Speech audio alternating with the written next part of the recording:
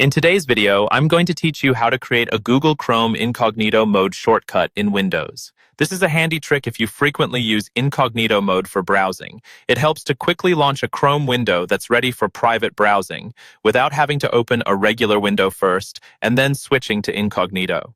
So let's dive right in. To start, you'll need a Google Chrome shortcut on your desktop. If you don't already have one, you can easily create it by navigating to your Start menu, finding Google Chrome, right-clicking on it, selecting More, and then Open File Location.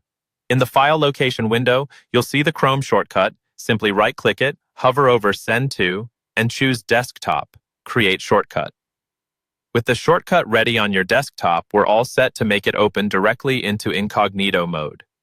First, locate your Google Chrome shortcut on the desktop and right-click it. From the drop-down menu that appears, select Properties.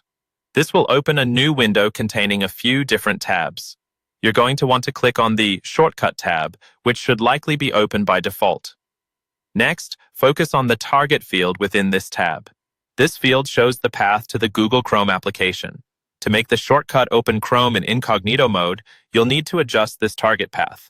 Move your cursor to the very end of the text inside the field, right after the closing quotation mark, and make sure there's a space there. After the space, type in Incognito. This small adjustment in the path tells Chrome to directly open in Incognito every time you use this shortcut. Once you've made this change, it's time to save and close the Properties window. For that, you'll want to click on Apply and then OK.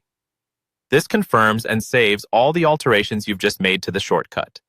Now that the shortcut can open Chrome in Incognito mode, it's useful to rename it so you can easily identify what it does. Right-click on the shortcut again, select Rename, and give it a descriptive new name, like Chrome Incognito.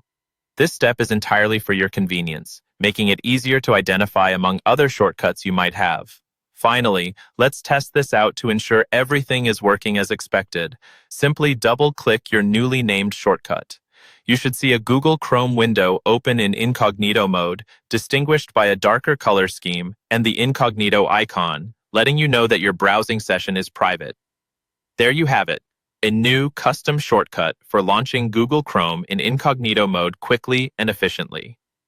This small change can save time and streamline your workflow, especially if incognito browsing is something you frequently use.